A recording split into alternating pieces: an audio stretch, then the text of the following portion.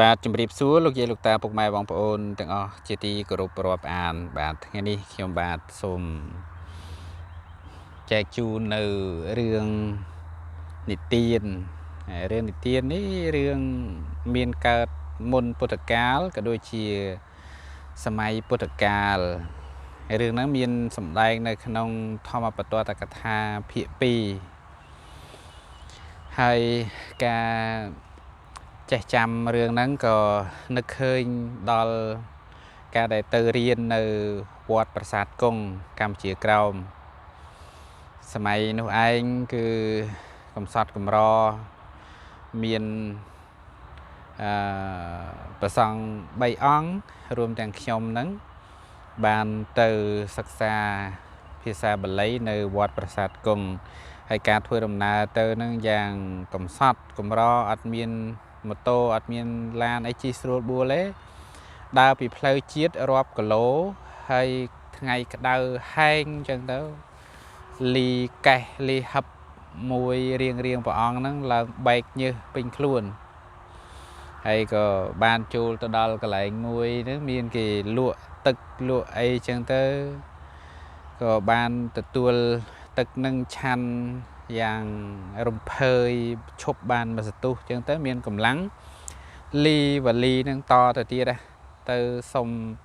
សាលារៀនកាលពីសម័យហ្នឹងគឺឆ្នាំ1994ហ្នឹងហើយនឹកឃើញអនុស្សាវរីយ៍ហ្នឹងកំសត់ណាតែឥឡូវនេះក៏មកដល់កន្លែងមួយក្រោមដើមម្លប់ឈើបាទហើយនឹកឃើញរឿងកាលពីប្រែកម្ពីហ្នឹងរឿងហ្នឹងវាបានចាំរហូតមកដល់សប្តាហ៍ថ្ងៃហ្នឹងរឿងហ្នឹងព្រះអង្គសម្ដែងអំពីសេចក្តីមិនប្រមាទគឺជាផ្លូវនៃសេចក្តីមិនស្លាប់ហើយការប្រមាទគឺជាផ្លូវនៃមច្ចុគឺសេចក្តីស្លាប់នឹងឯងព្រះអង្គបានសម្ដែងប្រពទៅលើរឿងរបស់ព្រះនាងសមាវតីហើយនឹងព្រះនាងមាគន្ទយាព្រះនាងសមាវតីហ្នឹងគឺជាសោតាបត្តបុគ្គលជាសាវិការបស់ព្រះសម្មាសម្ពុទ្ធបានសម្រេចមគ្គផល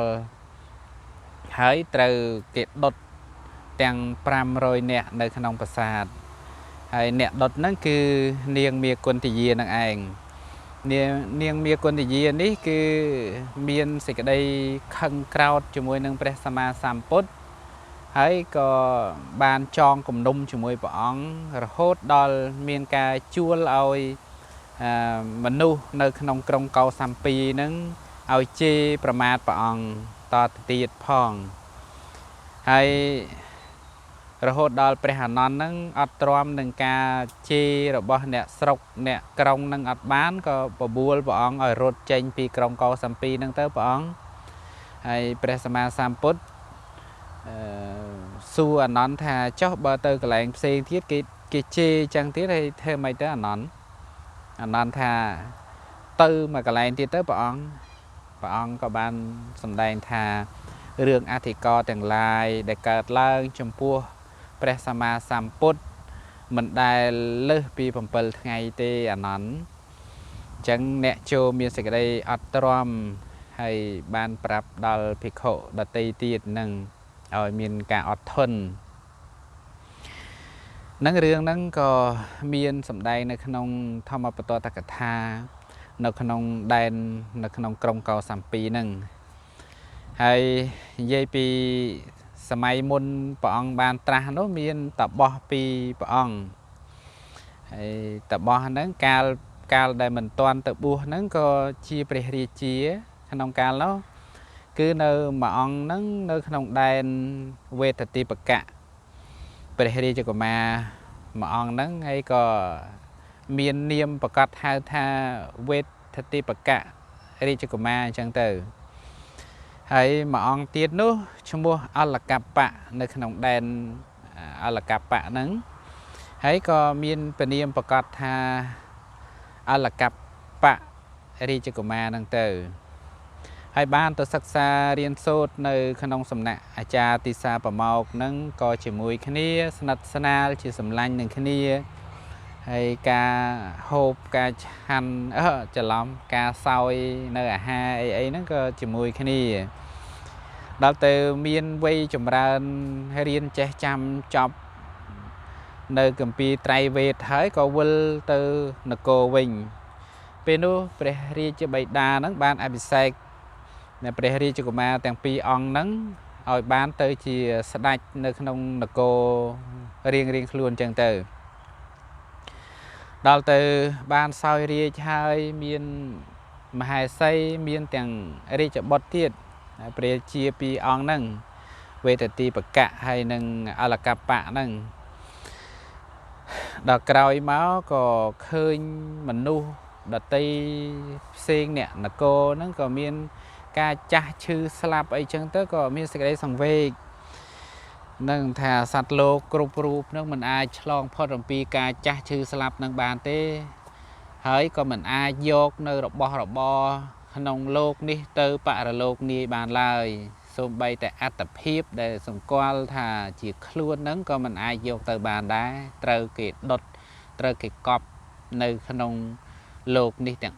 mình ai dốt từ bạ là lô ní bàn lời ta bị cua khăn nia sòng về khăn ông rương ca rùa nơi mình nu trừ slap cướp khăn nia chẳng có miếng mầm non trong tự bùa ấy có ban bậc cô ri cho sầm bát nắng từ mà hai sấy nâng ri cho bò ri cho oro nắng ao cướp krong ri sầm bát nắng riêng nè cô nâng chân tới hay có bán nóm khăn nia trên tự bùa chùa từ khăn ông prey chơi khăn ông prey hay mà piên nừng đó từ chùa từ khăn ông prey hái có asray nơi chùa mui khăn nia khăn ông asram ấy chùa mui khăn nia chẳng có bị cua khăn nia to từ tia đấy thà dương ban lẹ bong ri cho sầm bát một búa hay lớn nơi chùa mui khăn nia chẳng vì đôi chia chùa bột chùa bò lá chẳng dương trơ từ nơi ở đạch bị khăn nia và nơi chùa mui khăn nia chẳng té nơi cướp krong ri cho sầm bát tới việc sai chỉ chiêng chẳng có ban prap oi về thì bậc cả tập bò nắng về thì bậc cả tập bò nắng oi từ nơi phnom mặc hàng đâu hay luôn ai nắng nơi phnom mà này là cặp bạn tập bò nâng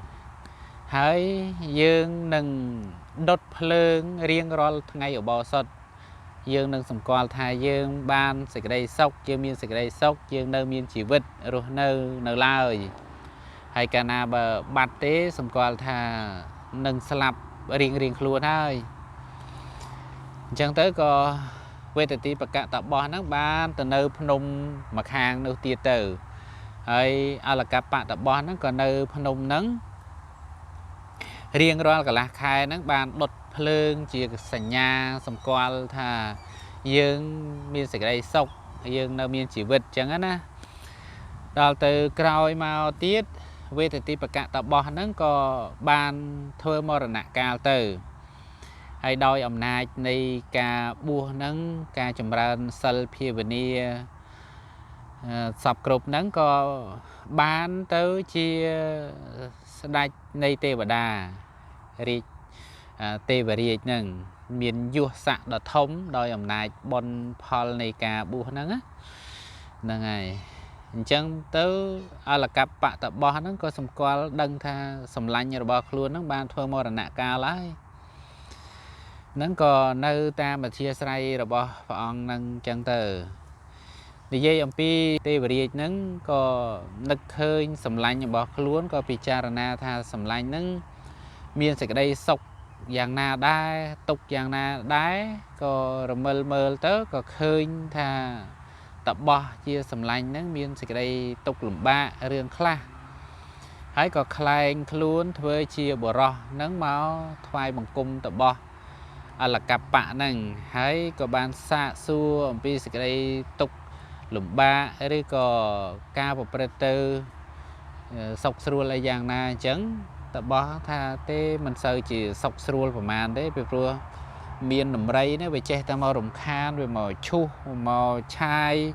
màu cài đây ạch đây nâng lần cả hình cả hôn và bả hay mùi tiết vì rồng khan đời sạch nằm đây trơn chẳng tử chẳng tê và đi nó có ban prap than chẳng dương nâng vừng riêng môn ôi ហើយក៏ប្រកាសខ្លួនថាជាទេវតាអញ្ចឹងទៅណាឲ្យសម្លាញ់នឹងបានដឹងថាខ្លួននឹងបានស្លាប់ហើយឥឡូវបានទៅកើតជាទេវតាអញ្ចឹងទៅឲ្យសម្លាញ់នឹងបានដឹងហើយក៏បង្រៀនមុននឹងអាចដេញដំរីឲ្យរត់ទៅហើយបន្ទន់ចិត្តឲ្យដំរីនឹងត្រឡប់មកវិញបានទៀតនឹងមុននឹងប្រកែរហូតដល់មុននឹងល្បីដល់ស្ដេចចន្ទបញ្ជូតក្រោយមកសម័យពុទ្ធកាលហ្នឹងចង់រៀនមុននឹងរហូតដល់បាត់បង់រាជបុត្រីមួយអង្គទៀតហ្នឹងហើយរឿងហ្នឹងវែងឆ្ងាយក្រោយមកទៀតណាការបាត់នេះមិនមែនបាត់ទៅណាទេបាត់ហ្នឹងបាត់ដោយរត់ទៅតាមគ្រូគឺព្រះរាជាពនាមឧទេននឹងមិនមែនបាត់ដោយការស្លាប់អីទេហើយតបហ្នឹងក៏បានរៀនមុនហ្នឹងចេះចាំស្ទាត់ជំនាញហើយក៏នៅជាសុខចឹងទៅដេញដំរីទៅឲ្យដំរីហ្នឹងមកដងទឹកដងអីបំរើតបហ្នឹងនិយាយអំពីនៅក្នុងដែនកោសំពីនេះមានព្រះរាជាមួយអង្គទ្រង់ព្រះនាមបរន្តបៈពេលព្រលឹមឡើងខែត្រជាក់ហ្នឹងក៏នាំមហេសីហ្នឹងចេញទៅក្រសាលហាលថ្ងៃដើម្បីយកកម្ដៅនៅខាងមុខរាជនិវេសហ្នឹងរាជវាំងហ្នឹងហើយពនាងទេវីហ្នឹងបានចេញទៅជាមួយស្វាមីហើយក៏ទាញសម្ពុតកម្មពលមានពណ៌ក្រហមហ្នឹងមកដណ្ដប់លើខ្លួនដើម្បីកុំឲ្យវាត្រជាក់ណាហើយពនាងហ្នឹងក៏មានបកគមានផ្ទៃពោះហ្នឹងចិត្តគ្រប់ខែដែរហើយហ្នឹងចិត្តដល់ថ្ងៃប្រសូតបុត្រហើយក៏តែងតែស្និទ្ធស្នាលជាមួយស្វាមីហ្នឹងក៏បានចាប់យកដៃហ្នឹងមកដោះចិញ្ចៀនស្វាមីហ្នឹងមកពាក់នឹងម្រាមពហោះខ្លួនឯងហ្នឹង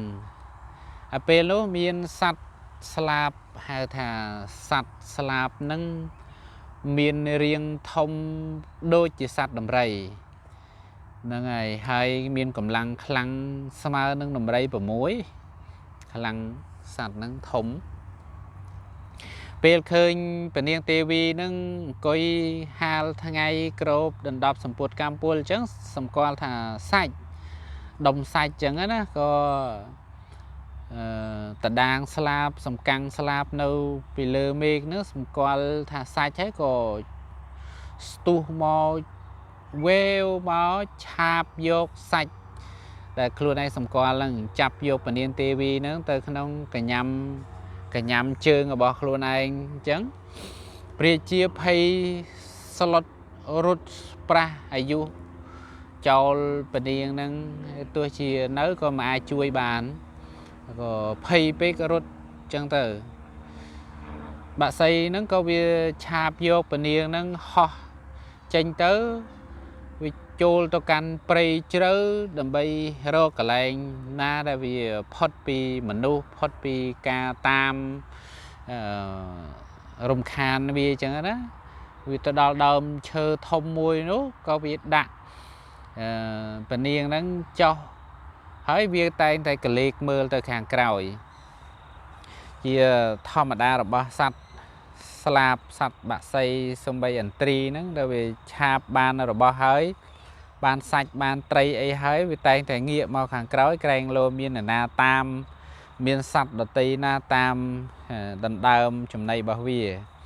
ពេលដែលសត្វហ្នឹងវាកលេចមើលក្រោយអញ្ចឹងហើយពនាងហ្នឹងគិតក្នុងចិត្តថាកាលដែលមិនទាន់ដាក់ចោះទេហើយខ្លួនឯងហ្នឹងស្រែកធ្វើឲ្យសត្វហ្នឹងភ័យអាចទម្លាក់ខ្លួនហ្នឹងចុះទៅវាស្លាប់ហើយដល់ទៅរងចាំដល់ទៅដាក់ចុះអញ្ចឹងទៅពនាងក៏បានបន្លឺសំឡេងហ្នឹងស្រែកខ្លាំងហើយទះដៃទៀតធ្វើឲ្យសត្វហ្នឹងវាភ័យវាក៏ហោះចេញទៅបាត់ទៅហ្នឹងហើយពនាងក៏រួចជីវិតទៅនៅលើចុងឈើហ្នឹងទៅយប់ហ្នឹងមានភ្លៀងធំភ្លៀងរហូតដល់ទៅចិត្តភ្លឺអរុណណោតីហ្នឹងបានរះឡើងមានពណ៌ខាងទិសខាងកើតហ្នឹងមានពណ៌មាសហើយក៏ពេលហ្នឹងបានប្រសូតព ព្រះរាជឱរសមួយអង្គព្រះរាជបុត្រមួយអង្គហ្នឹងហើយក៏ដាក់ព្រះនាមថាឧទេនហ្នឹងហើយឧទេនព្រះរាជឱរសហ្នឹងព្រះរាជកុមារហ្នឹងហើយព្រះរាជាឧទេនហ្នឹងក្រោយមកបានសោយរាជហើយមានការឧបថាដល់ព្រះភិក្ខុសង្ឃច្រើនរឿងដែរហើយមានការដេញដោលសួររឿងសម្ពុតចៃវរដែលចាស់ចាស់សួរព្រះអានន្ទហ្នឹងថារបស់ហ្នឹងយកទៅណាហើយសពគ្រប់ហ្នឹងហើយមានការដេញដោលសួរព្រះអានន្ទច្រើនរឿងហើយដល់ទៅបានប្រសូតហើយនៅលើចុងឈើហ្នឹងមានចុះទៅរួចអី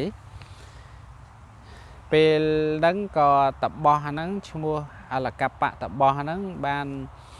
គិតថាថ្ងៃហ្នឹងមិនទៅរកផ្លែឈើមើមឈើអីក្នុងព្រៃទេព្រោះវាមានភ្លៀងពីយប់មិញហ្នឹងវាសើមប្រពេចប្របាច់បែកផុកហ្នឹងពិបាកអញ្ចឹងក៏ដើរទៅក្រោមដើមឈើធំហ្នឹងក្រែងលោថាសัตว์ស្លាបហ្នឹងវាចាប់បានសัตว์មរឹកអីវាស៊ីទៅវានៅសល់ឆ្អឹងសល់អីទម្លាក់ចោះទៅតបោះហ្នឹងរើសយកទៅស្ងោរស៊ុបដើម្បីហត់ឆាន់អញ្ចឹងទៅឲ្យវាមានកម្លាំងដល់ទៅពេលដល់ធ្វើដំណើរទៅដល់ដើមឈើហ្នឹង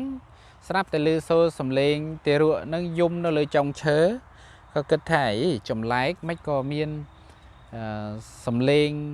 កូនងាយំនៅលើចុងឈើហើយបើយើងអីល្មាក់ល្មមអីគិតថាខ្មោចឡងហ្នឹងហើយភ័យរត់ប្រិចឥឡូវហ្នឹងតែតបោះហ្នឹងលោកមានទៅខ្លាចភ័យអីគាត់លោកក៏ក្លេកមើលទៅឃើញពនាងទេវីហ្នឹងនៅលើចុងឈើមាន3ពរ3ទារកហ្នឹងទៀតអញ្ចឹងក៏សួរថាណែនាងជាអ្នកណាហើយនាងចុះមកណែនាងចុះមកនាងឯណោះក៏ឃើញបរោះចម្លែកអញ្ចឹងក៏មិនហ៊ានចុះទេដោយសម្គាល់ថាក្រែងលោចុះទៅបរោះហ្នឹងជាមនុស្សមានឋានៈអន់ថយថោកទាបអីមកប៉ះពាល់ខ្លួនឯងអីខ្លួនហ្នឹងជាមហេសីរបស់ស្ដេចណាអ្នកស្រុកឥណ្ឌាពីដើមហ្នឹងប្រកាន់វណ្ណៈអញ្ចឹងរហូតដល់សប្តាហ៍ថ្ងៃក៏នៅមានវណ្ណៈ4វណ្ណៈស្ដេចវណ្ណៈព្រាហ្មណ៍វណ្ណៈកម្មករវណ្ណៈអ្នកហូស៊ីជួញដូរអីហ្នឹងអញ្ចឹងក៏